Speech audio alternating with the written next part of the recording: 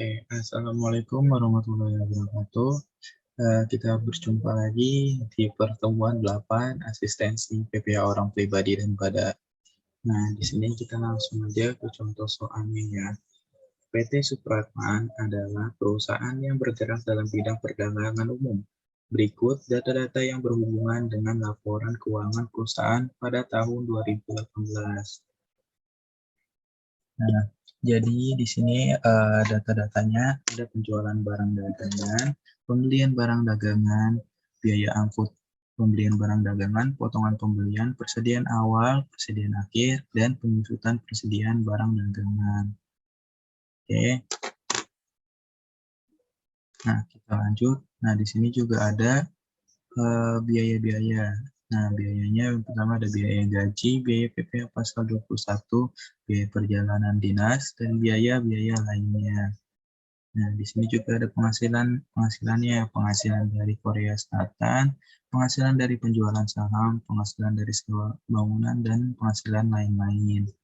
Nah, sebelum kita ngisi apa itu rekonsiliasi fiskal, pasti ada yang namanya terdapat informasi yang tersedia untuk kita mempermudah kita untuk mengisi tabel rekonsiliasi fiskal. Nah, di sini ada informasinya. Kalian bisa baca dulu dan kalian juga bisa pahami sebelum kalian mengisi tabel rekonsiliasi fiskal. Nah, di sini juga ada pajak-pajak, PPh pasal 25, PPh pasal 25, SKPKB, PPh pasal 23 yang disetor ke kas negara, PPh pasal 21 yang disetor ke kas negara. Nah, di sini ada soal diminta hitung penyusutan fiskal tahun pajak 2018. Yang kedua, hitung PPh terutang atau PPh kurang atau lebih bayar tahun 2018. Yang terakhir, hitung PPh pasal 25 tahun 2019. Oke, kita langsung masuk aja ke pembahasan soal. Wait.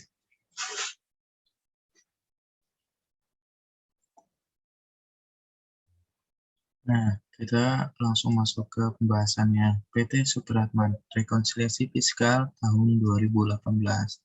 Nah, di sini ada nomornya, ada akunnya, komersial, operasi fiskal, dan fiskalnya. Oke, jadi langsung kita bahas saja. Yang pertama, penjualan barang dagang. Nah, di sini komersialnya sebesar 52 miliar 800 juta rupiah.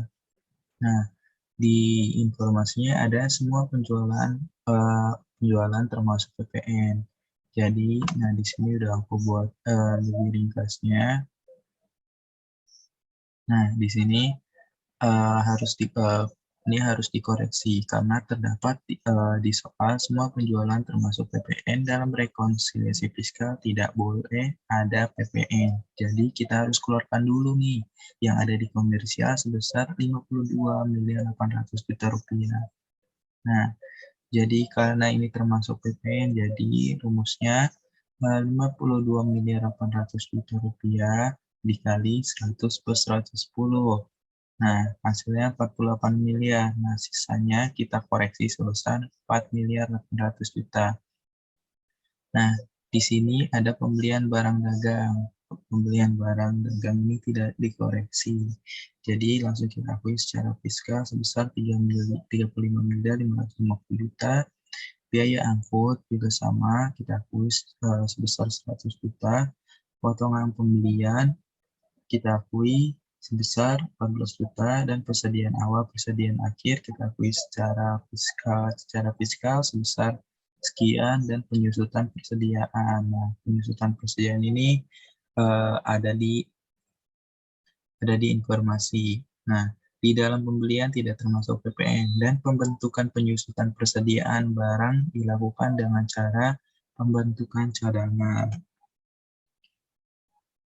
Nah, jadi menurut fiskal berbagai bentuk jenis piutang tak tertagih dan cadangan apapun tidak diperbolehkan. Jadi ini penyusutan persediaan barang harus kita koreksi semuanya sebesar Rp15.750.000. Nah, nanti di fiskalnya hasilnya 0.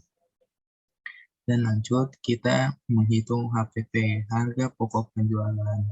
Nah, di sini HPP-nya itu didapat dari mana?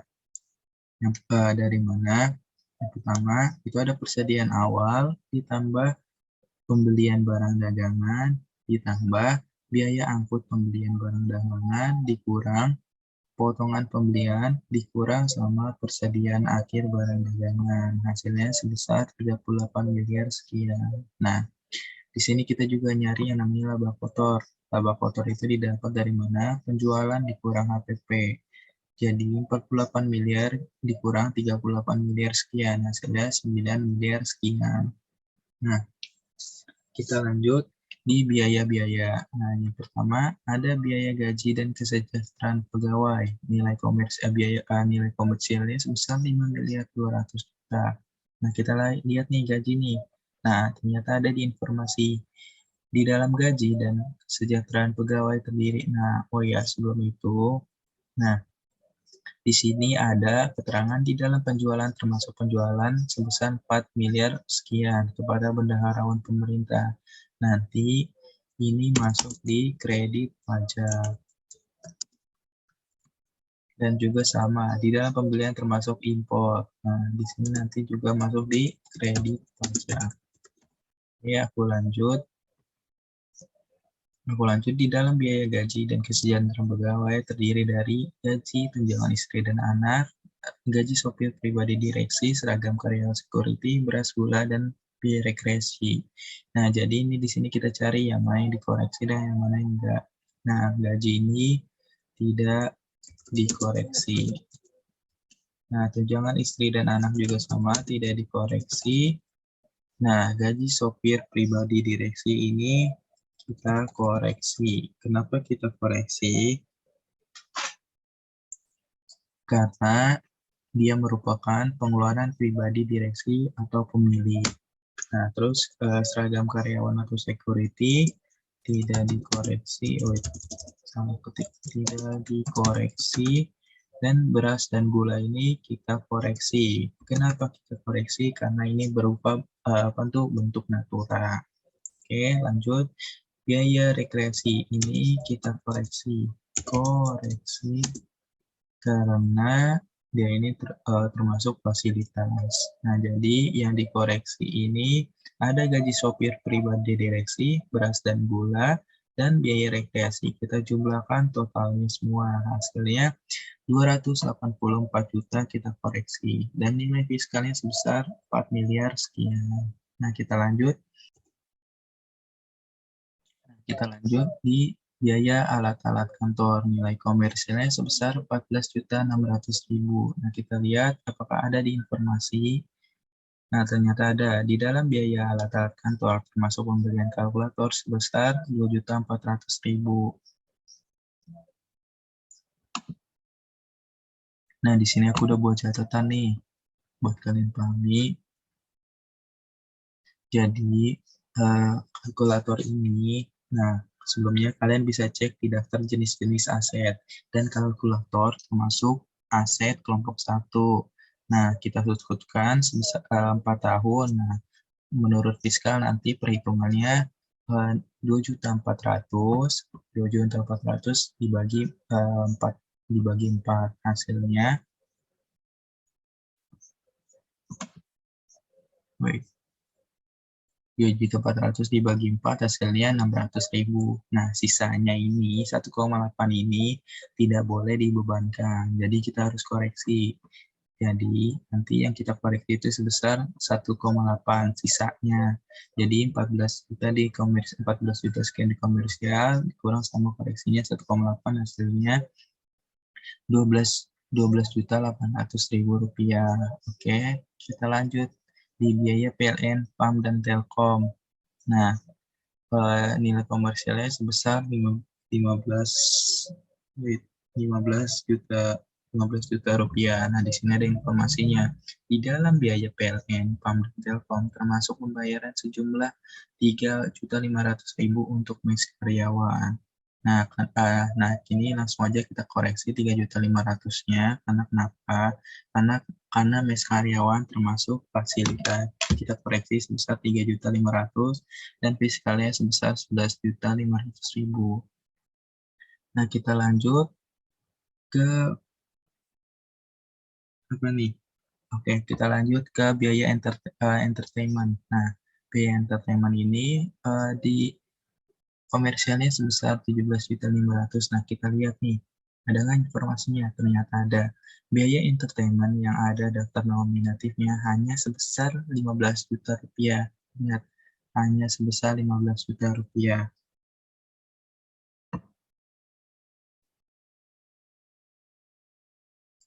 Eh, ini oke, hanya sebesar 15.500.000 rupiah. Ini ada, aku maaf salah ketik angka jadinya.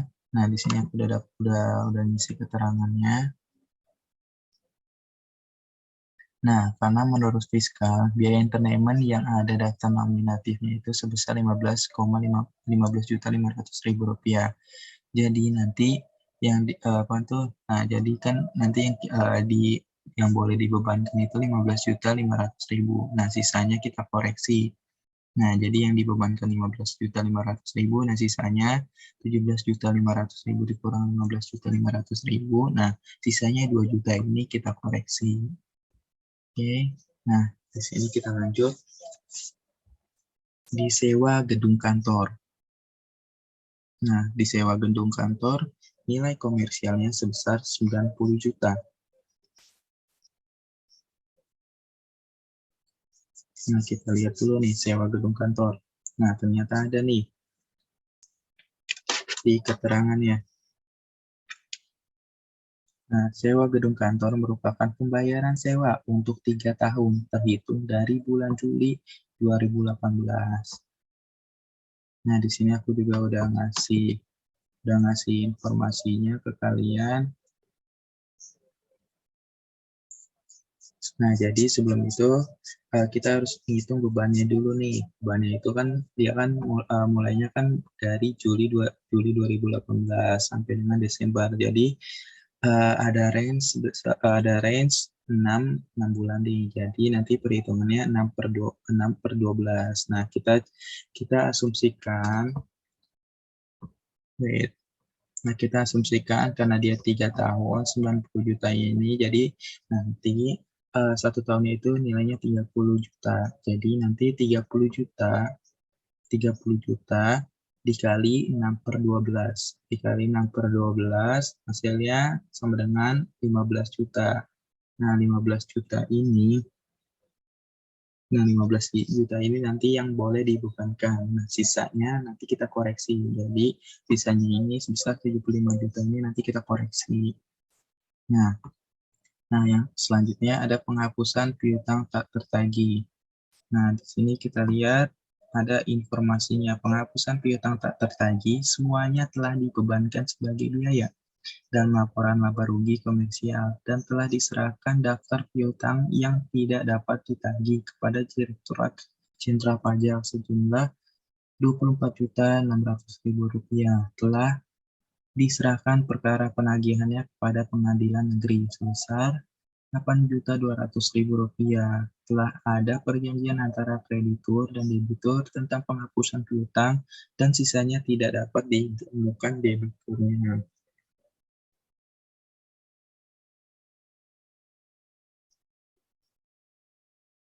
Oke. Nah, jadi yang memenuhi syarat menurut peraturan perpajakan adalah, nah, jadi ini kita lihat dulu yang memenuhi syarat ini adalah yang Rp24.600.000 dan Rp8.200.000 yang boleh dibebankan. Nah, jadi ini lihat dulu yang memenuhi syaratnya ini nanti bakal boleh dibebankan. Dan nanti bakal boleh dibebankan. Jadi Rp24.600.000 ini ditambah Rp8.200.000. Nah, hasil dari ini dibebankan. Nah, boleh dibebankan. Hasilnya Rp32.800.000. Nah, sisanya baru dikoreksi sebesar Rp14 juta. Oke, kita lanjut ke biaya penyusutan. Nah, biaya penyusutan ini aku skip dulu deh. Aku skip dulu, nanti kita bahas yang lainnya dulu ya. Nah, di sini ada biaya pajak. Kita lihat dulu biaya pajak. Nah, di sini ada biaya pajak. Nah, di sini masih ada biaya pajak terdiri dari PBB untuk gedung kantor, PBB untuk bangunan mis karyawan, biaya materai atas bunga obligasi dan deposito, pajak air dan tanah. Nah, seperti biasa kita cari dulu nih yang mana dikoreksi, yang mana yang enggak. Nah, PBB untuk gedung kantor ini tidak dikoreksi. Tidak dikoreksi. Nah, untuk PBB untuk bangunan mis karyawan, nah jadi oke, sebelumnya jadi yang kita koreksi adalah sesuatu pajak yang berkaitan dengan pribadi. Jadi PBB untuk produk kantor ini hanya untuk gedung, dan jadi untuk PBB untuk bangunan mes karyawan ini kita koreksi karena dia merupakan fasilitas. Biaya materai ini tidak perlu dikoreksi.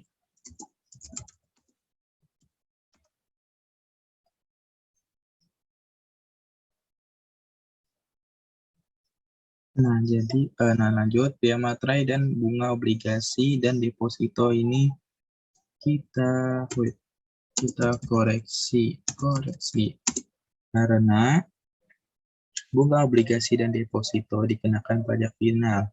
Nah, kalau kalian masih ingat, beban untuk 3M, mendapatkan, menagih, memelihara. Nah, memelihara penghasilan tidak boleh dibebankan. Nah, jadi kita harus koreksi. Nah, pajak air dan tanah ini tidak usah dikoreksi.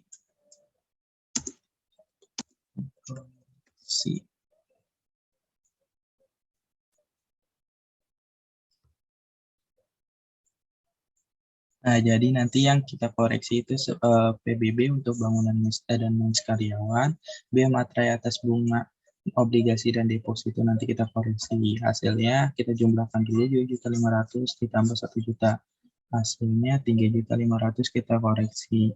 Dan fiskalnya sebesar 11 juta, dan fiskalnya sebesar 5.500.000 rupiah. Nah, kita lanjut di biaya transportasi. Oke, nah di sini ada informasinya. Di dalam biaya transportasi termasuk pembayaran BBM dan perawatan kendaraan antar jemput karyawan sebesar 52 juta. Menurut KMK 03 tahun 2002 boleh dibebankan, dan pembayaran BBM dan perawatan sedan untuk direksi sebesar 45 juta rupiah. Nah, Nah, di sini biaya transportasi komersialnya sebesar 506 juta rupiah. Nah, di sini karena ada beberapa syarat untuk antar jemput karyawan dapat dibebankan. Nah, di sini kalian juga boleh baca menurut KMK 03 tahun 2002. Nah, 52 juta ini boleh dibebankan karena memenuhi syarat. Nah, 52 juta ini boleh dibebankan karena menurut KMK 03 tahun 2012 ini boleh dibebankan. Nah, ada beberapa beban yang dibebankan setengahnya. Contohnya handphone, kendaraan yang dibawa pulang direksi, dan sebagainya. Jadi, nanti 45 juta ini nanti kita bebankan setengahnya. Jadi, nah, jadi 45 juta ini kita bebankan setengahnya dan sisanya kita koreksi. Jadi sebesar 22.500.000. Ini dapat dari mana? 45 juta dibagi 50% sama dengan 22.500.000. Nah, fiskalnya sekian. Nah, terus lanjut kita ke jasa teknik. Biaya jasa teknik kita lihat. Nah, ternyata nggak ada informasinya. Jadi kita asumsikan dia diakui secara fiskal, dan biaya upgrade software aplikasi khusus kita akui secara fiskal karena nggak ada juga. Premi asuransi kebakaran kita akui secara fiskal. Biaya pengobatan karyawan. Nah, biaya pengobatan karyawan ini, walaupun nggak ada informasinya, di sini aku udah ngasih keterangan. Nah, biaya pengobatan karyawan karena natura tidak boleh dibebankan, jadi dikoreksi semuanya. Nah, jadi biaya pengobatan karyawan ini bersifat natura. Jadi kita harus koreksi semuanya sebesar Rp17.800.000. Nah, nanti di fiskal itu sebesar 0. Nah, lanjut di di biaya pemeliharaan. Nah, di informasi ini juga ada, kita asumsikan secara fiskal sebesar 100 juta. Nah, kita lanjut di biaya pinjaman kepada bank istimewa.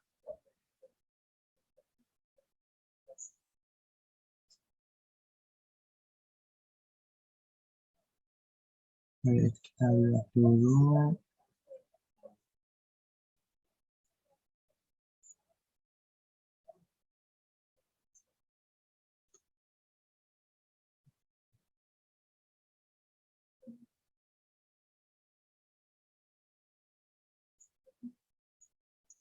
Nah, jadi biaya biaya pinjaman kepada bank istimewa sebesar Rp44.600.000. Nah, di sini ada keterangannya nih. Rata-rata pinjaman adalah Rp180 juta dengan tingkat bunga pinjaman sebesar 22%. Rata-rata bunga depositonya adalah sebesar 60 juta dengan tingkat bunga depositonya sebesar berapa tuh 16%. Nah, di sini kalau kalian perhatikan, nah di sini kan si perusahaan ini memiliki deposito 60 juta, tapi dia memiliki pinjamannya itu gede banget. Jadi dia memiliki utang itu sebesar 180 juta. Nah, di sini pinjaman lebih besar daripada deposito. Jadi jangan sampai perusahaan ini melakukan utang besar sebesar-besarnya karena mendapatkan beban bunga yang cukup tinggi sehingga pajak yang dibayarkan akan jadi lebih rendah. Nah, otomatis dari otoritas perpajakan, point of view-nya, tidak semua bunga pinjaman yang 22% dikali 180 juta ini dapat dibebankan. Karena dia kan ada depositonya untuk melunasi pinjaman ini. Nah, jadi kalau yang masih bingung, nah sini ada perhitungannya. Kita geser dulu ini untuk biaya pinjaman kepada bank istimewa. Kita lihat hitungannya. Nah, jadi kan tadi kan nominal pinjamannya sebesar 180 juta. Nah, bunganya ini sebesar 22%. Nah, kita kalikan dulu hasilnya Rp39.600.000. Nah, habis itu, nah kan tadi kan dibilang kan kita harus kurangin dulu nih antara pinjaman sama bunga depositonya. Jadi 180 juta dikurang sama 60 juta. Hasilnya 120 juta. Nah, jadi 120 juta ini, nah ini masih pinjaman dia. Nah, jadi kita masih harus kalikan 22%-nya. Jadi 120 juta dikali sama 22%-nya hasilnya 26.400.000 rupiah. Nah, ini yang boleh dibebankan adalah selisihnya. Jadi 26.400.000 rupiah dikali 50%-nya, setengahnya. Jadi hasilnya 18.200.000 rupiah. Nah, ini yang boleh dibebankan.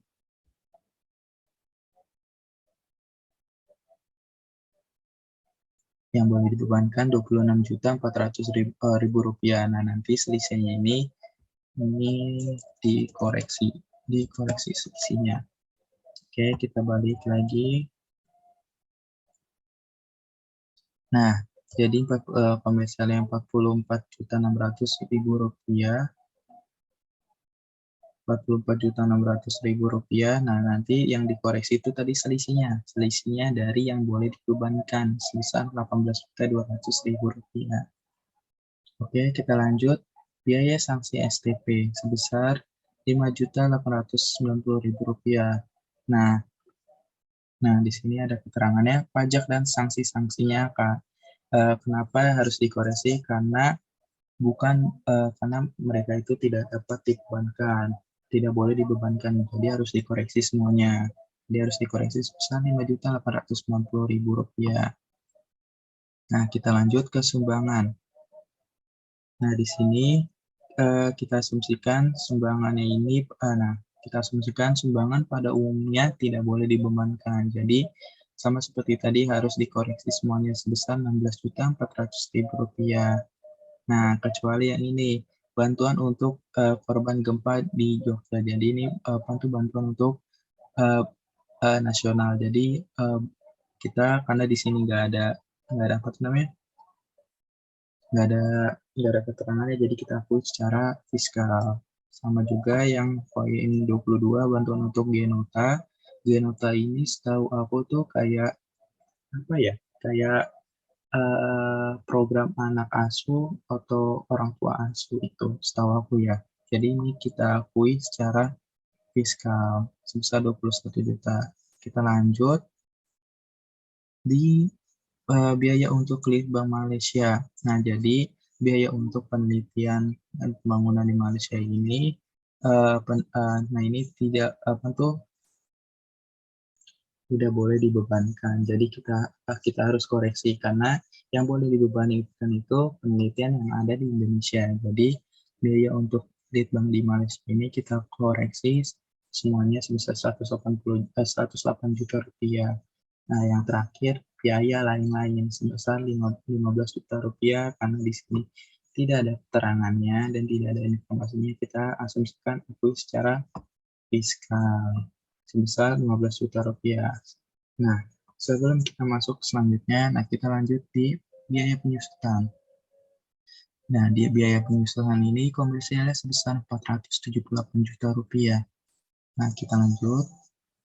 Nah, di sini kan ada jenis aktiva peralatan unitnya 10, kelompok 1, umur 3 tahun, nah, tanggal pembeliannya sekian, dan harganya sekian.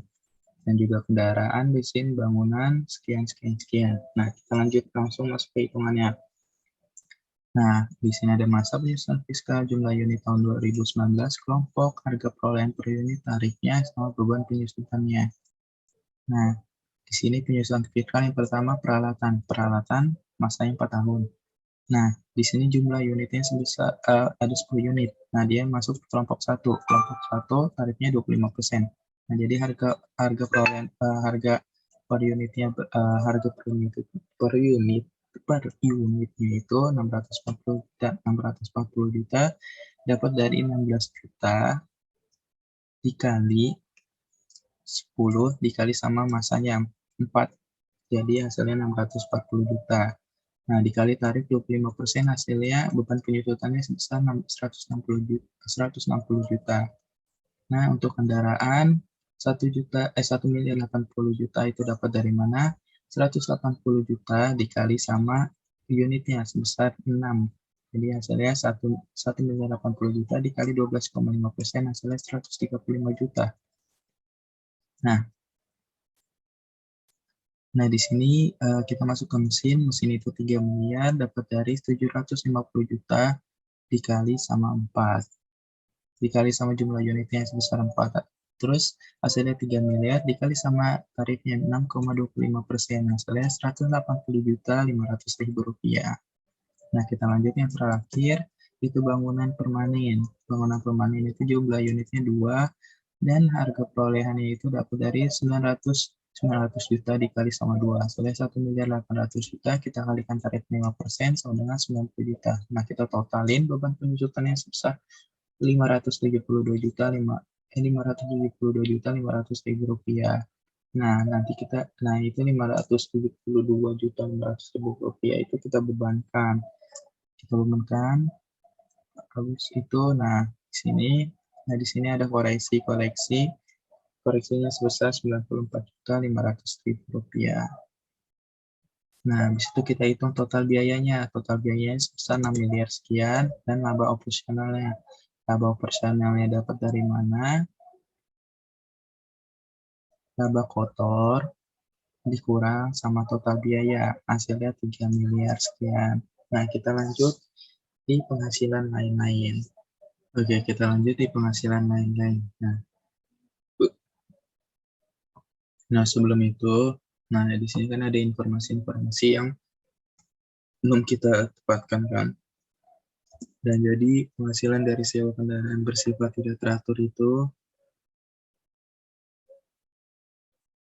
nanti dia ini untuk perhitungan PPh 25. Nah, terdapat kompensasi kerugian tahun sebelumnya yang masih bisa dikompensasikan. Nah, ini nanti kita hitung pada saat pajak untuk pada saat perhitungan pajak berhutang. Nah, PPh pasal 25 yang sudah dibayar ini nanti masuk di kredit pajak. Di kredit pajak, STP pasal 25 yang belum dilunasi dengan rincian pokok pajak 2.500.000 dan bunga sebesar 500.000. Nanti masuk di Nah, nanti yang masuk di kredit pajak ini yang pokok pajaknya aja. Di kredit pajak. Nah, SKPKB ini nggak usah. PPh pasal 23 yang sudah disetor ke kas negara, PPh pasal 21 yang sudah disetor ke kas negara ini tidak masuk kredit pajak. Nanti aku jelasin di akhir. Oke, kita langsung masuk ke penghasilan lain-lain. Nah, aku besarkan dulu kamu dia.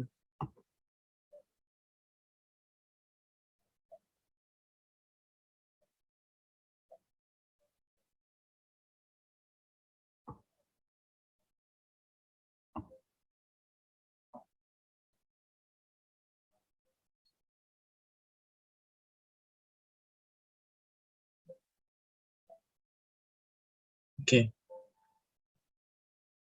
Nah, penghasilan dari Korea Selatan. Nah, penghasilan dari Korea Selatan itu 350 juta di komersial. Nah, ini kita akui. Kita akui karena dia ini tidak perlu dikoreksi karena bukan termasuk PPh final atau objek pajak. Nah, jadi di sini ada keterangan tambahan. Nah, tapi nanti penghasilan dari Korea Selatan ini jadi kredit pajak. Nah, buat nanti perhitungan selanjutnya. Oke. Nah, penghasilan dari penjualan saham itu kita koreksi karena dia termasuk PPh final. Penghasilan sewa bangunan ini kita koreksi karena dia merupakan PPh final. Penghasilan bunga deposito juga sama karena dia merupakan PPh final. Terus pendapatan dan pengalihan bangunan itu kita koreksi juga karena dia merupakan PPh final. Nah, kita masuk. Nah, ini ada yang berbeda nih. Dividen dari PT Justice. Nah, dividen dari PT Justice ini kita koreksi. Kenapa kita koreksi? Karena kepemilikan saham 18%. Nah, karena kepemilikan saham dari PT Justice 18% tidak lebih dari 25% dan merupakan objek pajak dan tidak perlu dikoreksi. Nah, tapi karena di soal di after tax, jadi kita harus hitung dulu nih before tax-nya. Jadi 187 juta ini dia itu 85%-nya dari 220 juta.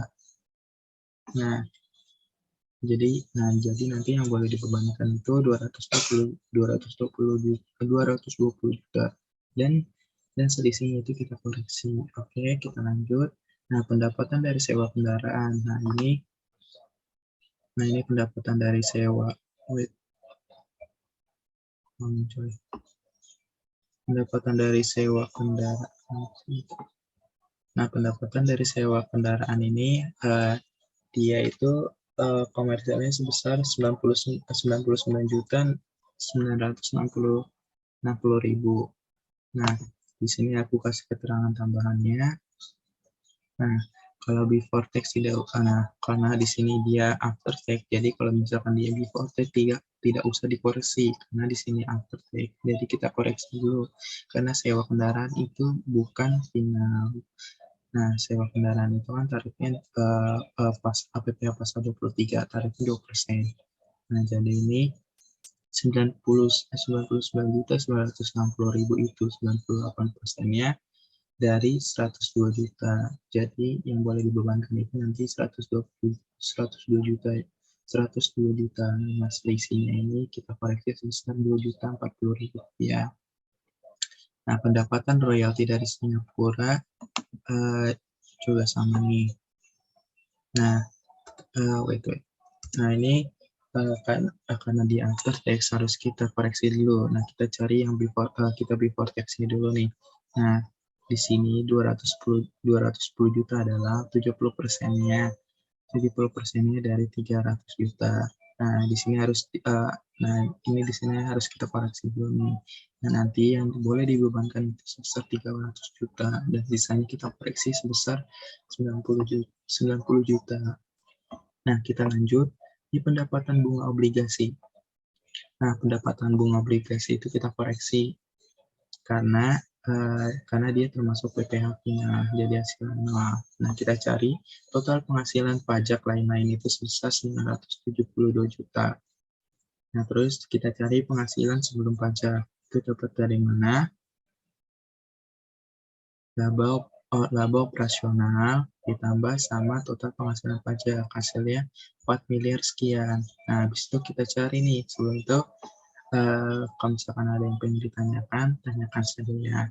Oke, nah kita lanjut untuk mencari untuk pajak terutangnya. Nah, di sini ada kompensasi kerugian yang tadi nih. Baik, 125.700.000 rupiah. Mana yang tadi? Nah, ini dia. Wait, kelihatan.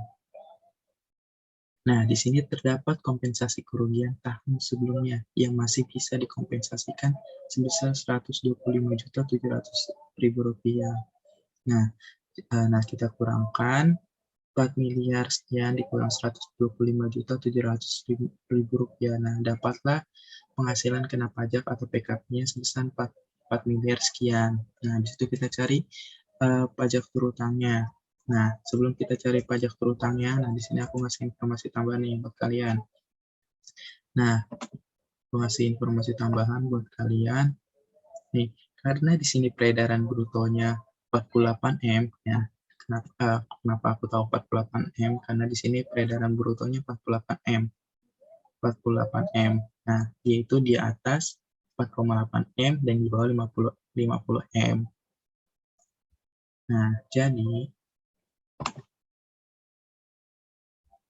Nah, kan tadi aku udah bilang karena di sini peredaran brutonya 48M, di atas 4,8M dan di bawah 50M. Tinggal dikali 25%. Karena di bawah 50M harus menggunakan fasilitas. Menggunakan yaitu fasilitas. Nah, jadi caranya gimana nih yang fasilitas nih? Hasilnya 50 juta sekian. Caranya 4,8 miliar. Wait, ini ada yang salah.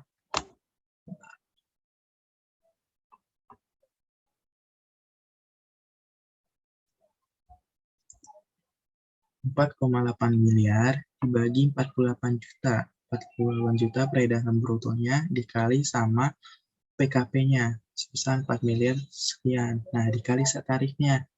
Nah, kenapa dikali 12,5%? Nah, di sini aku dapat keterangannya buat kalian. Dikali 12,5% karena fasilitasnya setengahnya. Oke. Nah, habis itu dapat fasilitasnya sebesar 50 juta sekian. Nah, di sini habis itu kita cari yang non fasilitasnya. Non fasilitasnya nyarinya gimana? 4 miliar sekian dikurang 407.330.000 rupiah dikali 25%. 25% itu apa tuh tarifnya? Hasilnya 916.492.500 rupiah.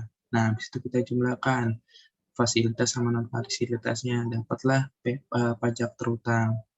Nah, habis itu kita cari kredit pajaknya. Nah, kredit pajaknya dicari dari mana? Oke, kita lanjut ke selanjutnya. Nah, di sini kita masuk ke perhitungan kredit pajak. Nah, yang tadi, yang pertama itu kredit pajak, nah, yang ini. Nah, di dalam penjualan termasuk penjualan sebesar 4 miliar 400 juta rupiah kepada bendaharawan pemerintah. Nah, di sini masuk di PPh pasal 22 atas penjualan ke bendaharawan pemerintah. Nah, kalau kalian masih ingat tarifnya itu sebesar 1,5%. Nah, ingat ya, tarifnya 1,5% dikali sama 4 miliar 400 juta rupiah, hasilnya 66 juta rupiah. Nah, selanjutnya PPh pasal 22 atas impor. Nah, kita baca keterangannya. Di dalam pembelian termasuk impor dengan CIF 250.000 US dollar dan bea masuk sebesar 20%. Nah, di sini ada kursnya nih, kurs yang berlaku 1 dolar itu sebesar 9.000 rupiah. Nah, wajib pajak telah menggunakan API. Nah, di sini ada API dan PPh pasal 22 telah dipungut oleh Dirjen Bea dan Cukai. Nah, di sini kita hitung dulu nih nilai impornya nih. Jadi nilai impor itu CIF ditambah biaya masuk sebesar 250.000 ditambah 20% dikali 250.000, hasilnya 300.000. Nah, 300.000 ini masih US dollar, belum jadi rupiah. Jadi tarif kita kali dulu 2,5%. Kenapa 2,5%? Nah, di sini di soal diketahui wajib pajak telah menggunakan API. Nah, tarif API itu sebesar 2,5%. Jadi 2,5% dikali 300 US dollar dikali kursnya 9.000, hasilnya 67.500.000 rupiah.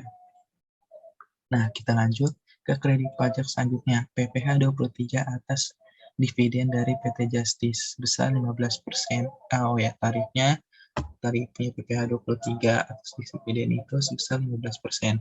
Nah, kenapa dia tadi totalnya 220 juta, kenapa enggak 180 juta? Nah, tadi yang rekonsiliasi fiskal itu yang boleh dibebankan. Jadi, yang boleh dibebankan tadi itu sebesar, yang boleh dibebankan sebesar 220 juta. Jadi tarifnya 15% dikali 220 juta, hasilnya 33 juta rupiah. Nah, lanjut PPh 23 atas sewa kendaraan.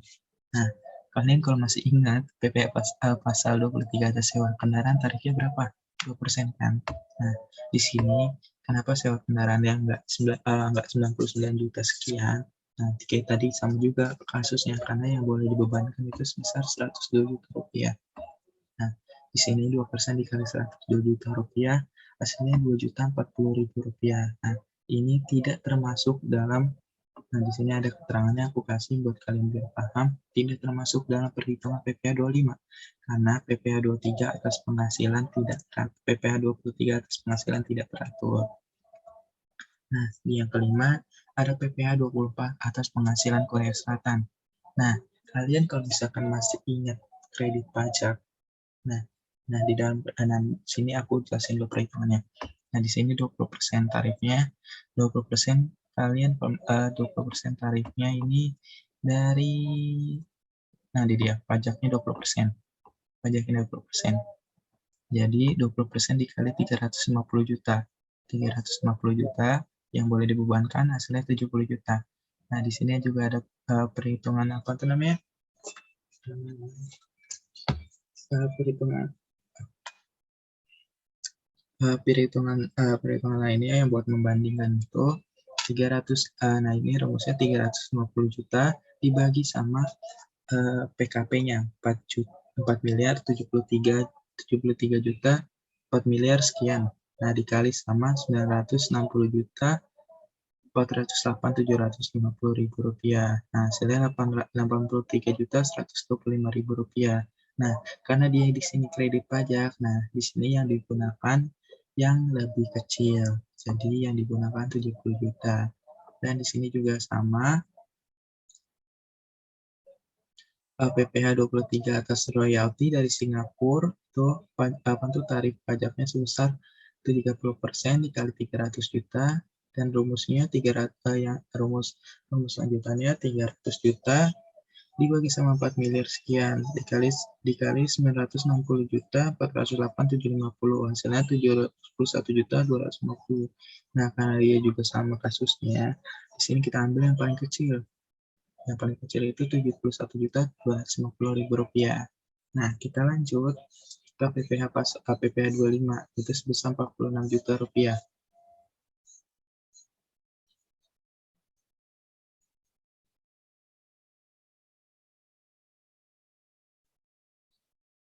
Nah, di sini ada di informasinya, PPh pasal 25 yang sudah dibayar sebesar 46 juta rupiah. Nah, di sini tidak termasuk dalam perhitungan PPh 25 buat nanti. Nah, di sini ada STP, PPh 25 2.500.000 dari soal. Oke. Nah, di sini ada fiskal luar negerinya sebesar 12 juta rupiah.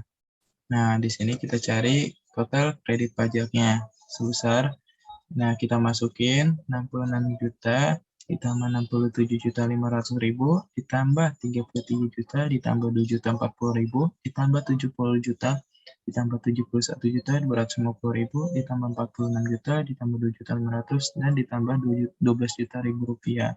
Hasilnya 370 juta sekian. Nah, kita masukin nih, dari 370 juta sekian, kita masukin di kredit pajaknya. Nah, habis itu kita nyari PPh kurang atau lebih bayarnya sebesar pajak terutama dikurang sama kredit pajak. Hasilnya 590 juta, 597 juta sekian. Nah, di sini, nah dari soal, di sini yang udah kelar, penyusutan fiskal sama PPh terutama yang kurang bayar. Nah, yang terakhir itu hitung PPh pasal 25 tahun 2019. Nah, kita cari.